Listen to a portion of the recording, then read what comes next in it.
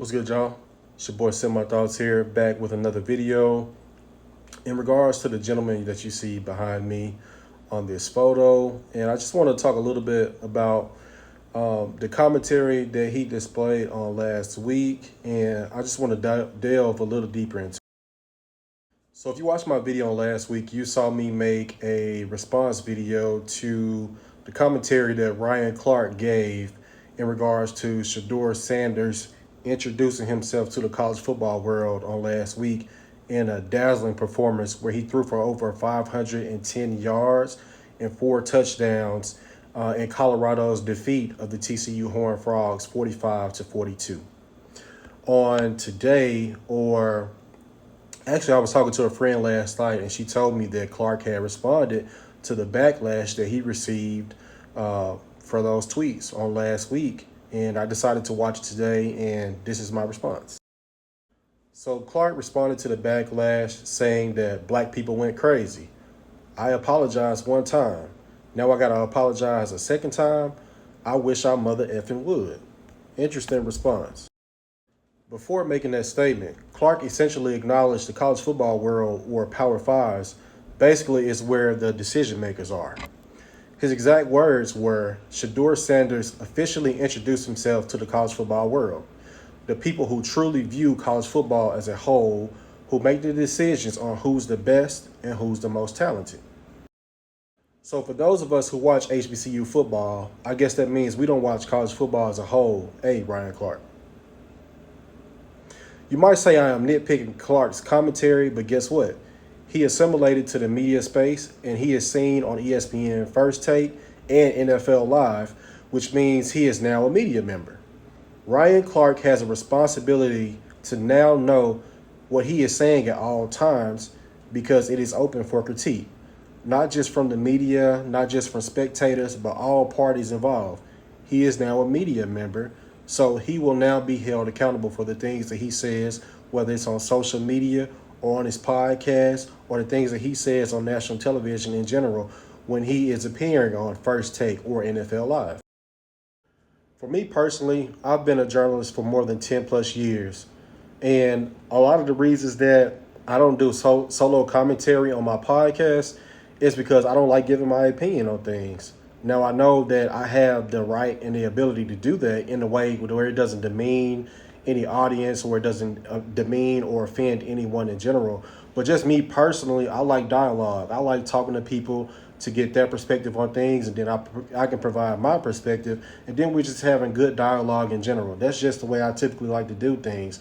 However, if I do come out on my podcast and I say something that might be deemed as controversial as a journalist, and if someone hears that, I then have to explain what I was trying to say, what I meant, and apologize if it offended anyone in any type, shape, or form.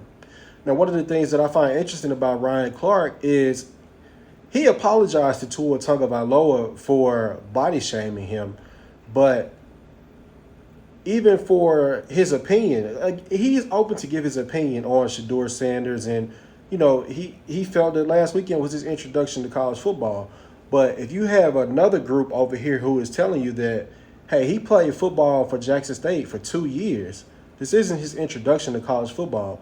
With Coach Prime comes an entire media fanfare. So while any Jackson State game that might have been previewed or saw on ESPN networks on last year might not have been what the 8.9 million was this past weekend where Colorado played Nebraska, a good number of eyes still saw Shedeur Sanders play football last year on ESPN. So how can you say that him playing against TCU last weekend was his introduction to college football when ESPN actually showed Jackson State play FAMU in the Orange Blossom Classic on last year when Jackson State defeated FAMU 59-3. Your own colleague at ESPN, Phil Yates, tweeted about Shedeur Sanders. So how is this just now his introduction to college football when one of your own colleagues tweeted about Shedeur's stat line last year in the Orange Blossom Classic? Make that make sense, Ryan Clark. As a member of the media, it is your job to be knowledgeable about the things that you're providing commentary on, point blank period. He rubbed the HBCU audience, along with other analysts, wrong with the dog whistles in regards to the tweets, his tweets on last weekend, and just the overall commentary surrounding Shedeur Sanders, in my opinion. He rubbed the HBCU audience wrong, and he got numerous tweets about it. You may be wondering why I did not include traditional media or traditional white media in this commentary, and the truth is, the language in which they cover college sports in general reeks of those type of backhanded compliments and commentary, so it is par for the course. But when it's one of your own doing it, it hits differently.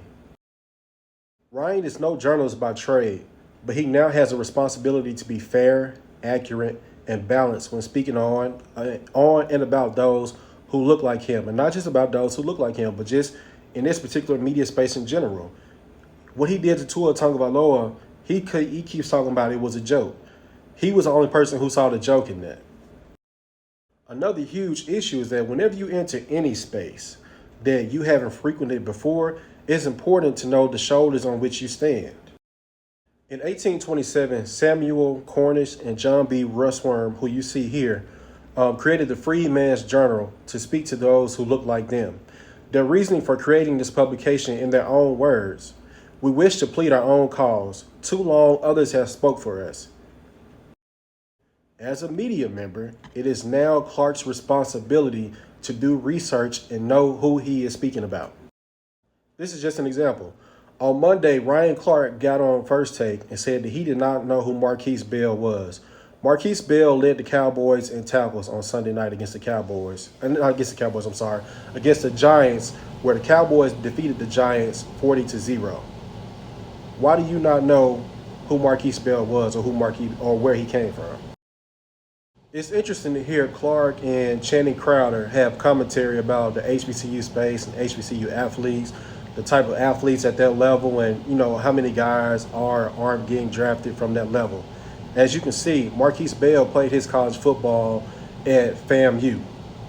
Marquise Bell had a high draft grade coming out of FAMU, although he went undrafted. But as you can see, he made the Cowboys' 53-man roster, and he is out there making plays. Earlier in the video, I talked about how Ryan Clark cited Power Fives as a place where the decision makers are and where the top football players are playing at. Channing Crowder likes to say that there's nobody on the FCS level who would beat a Power Five football team, right? Here you see the 2007 Appalachian State team when they were the #1 team in the FCS, when they went into the big house of Michigan, the Michigan Wolverines, Power Five, Big Ten, Michigan Wolverines, where Appalachian State defeated them 34-32. So clearly there's some talent in the FCS. And I have a question in regards to talking about the competition level between FCS and FBS. Shedeur Sanders never threw for 400 yards, although he got close against Tennessee State during his career at Jackson State. But he threw for over 500 yards against an FBS team. You guys were calling him a HBCU quarterback a few weeks ago. Now that he's lighting the FBS up, what's changed? Why is the energy so different now? You can see all of his statistics right here. He never threw for over 400 or 500 yards. So what does that tell you about the talent level that Shedeur Sanders has? He can do it at any level. It does not matter. Speaking of FCS talent, let me introduce you to Joshua Williams, who was drafted in the 2021 NFL Draft. He was the first HBCU player taken. Now he's a Super Bowl champion with the Kansas City Chiefs. As you can see, Joshua, picture right here. Super Bowl champion. This is his second year in the league, probably going on third. Super Bowl champion. Shedeur Sanders also played against Marquise Bell, as I just showed you in the previous video earlier, who's now playing for the Cowboys in the 2021 Celebration Bowl as well, where Jackson State defeated FAMU 7-6 in that game also. Here you see Shaq Davis, who Shedeur also played against in the 2021 Celebration Bowl up against South Carolina State, where Jackson State was defeated. In that game, Shaq had 2 touchdowns, I believe, and he's now on the practice squad with the New Orleans Saints. This video is not to tell Ryan Clark how to do his job. It's simply to remind him of his responsibility, which is to do the research, be informed, and continue to shine light on marginalized spaces, which HBCUs are. By the way, I haven't seen the Pivot podcast at an HBCU since it last visited Grambling State. When do you all plan to return? Pretty interesting that you haven't been back since Prime has been gone. Do better. Be better. Or I will continue to hold you accountable.